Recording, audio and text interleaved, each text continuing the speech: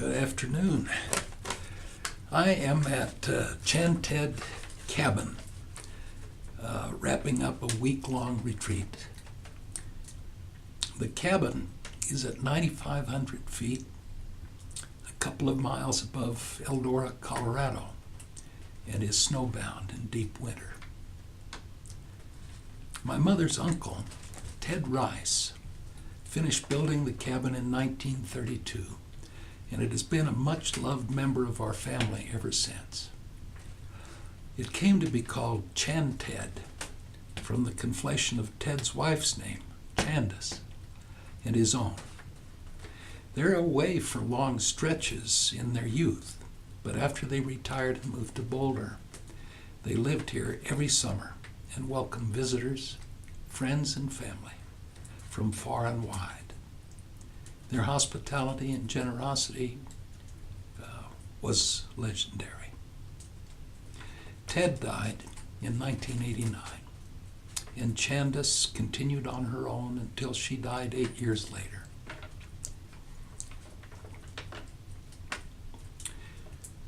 Their ashes and those of my granddad, Neil Rice, are in a memorial grove in the woods not far from the cabin.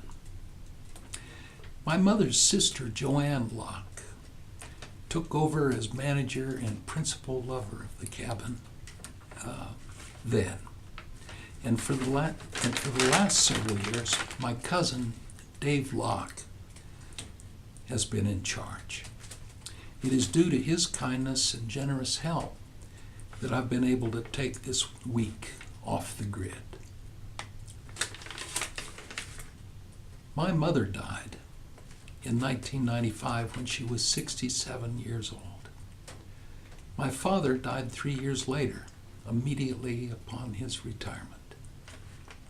This year, I turned 67, and I'm retiring next week. Well, semi-retiring. Even so, intimations of my own mortality loom large these days.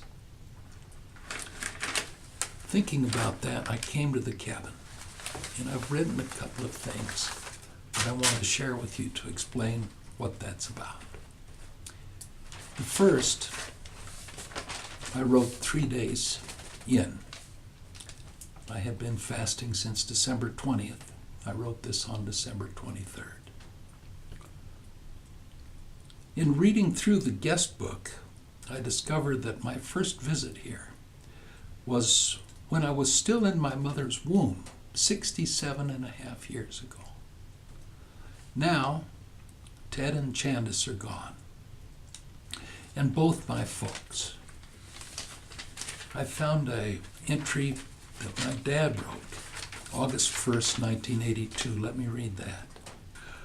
Quote mark, up the trail and over the mountain, end quote. With Ted, age 78, David, Locke, age 22, and went Stan Ewing, age 56. An all-day outing to Jasper Lake and returning by July 4th campground. Pat and I hope to make the same trip 20 years from now.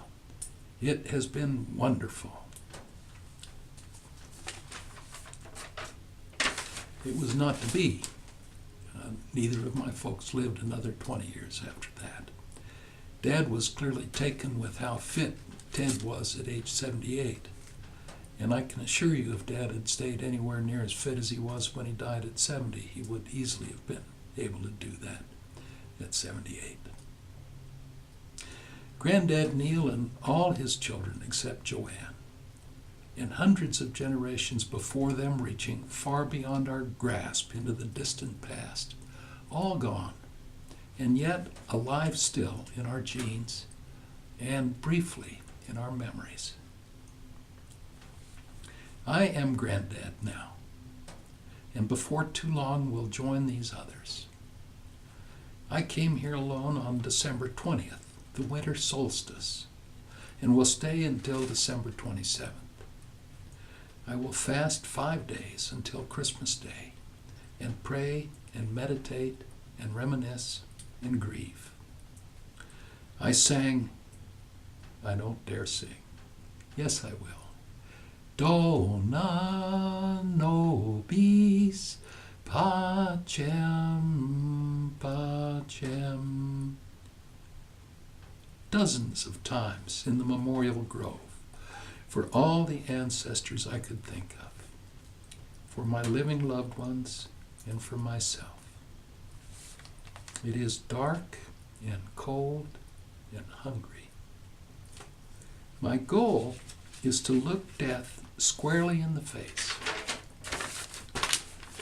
and embrace its inevitability, attempting to assimilate in my heart the fact my intellect knows.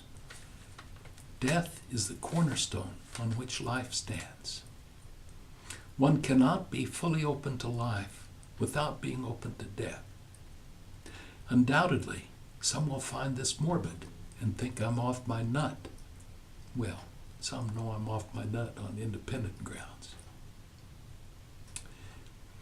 What sort of idiot would choose Christmas alone, cold and hungry, when he could cook and eat and play with his grandchildren by the fire and sleep snuggling with his precious wife? Why do I do this? I believe that there is a vast space within each of us.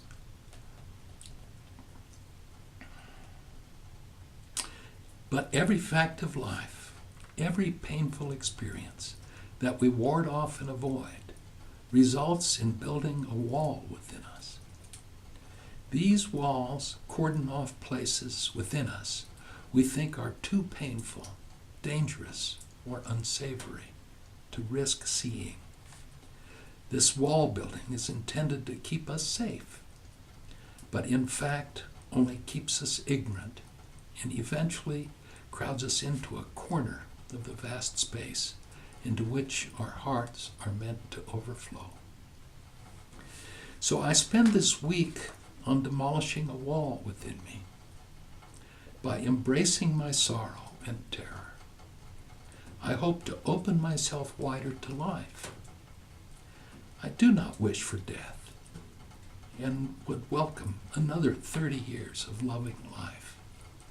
But how much more I can love it, and all of you, if my eyes are clear and my head is up.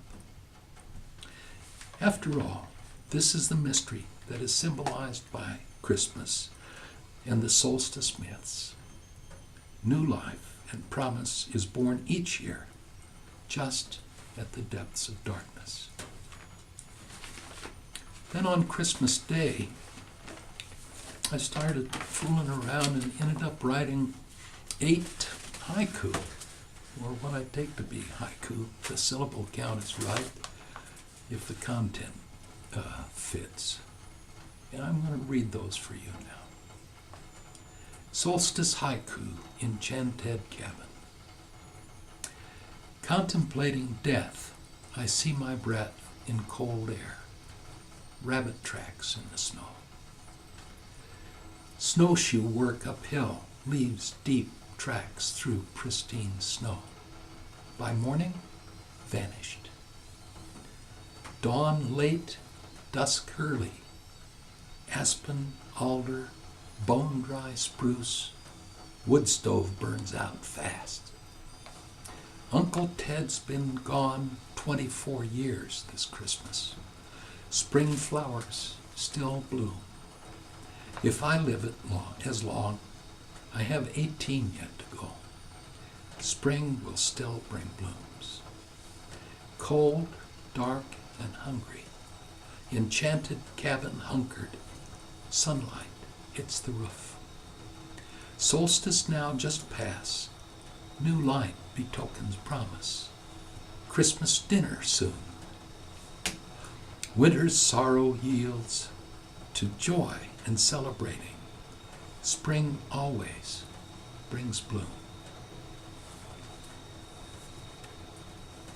I think if you're watching this, I love you.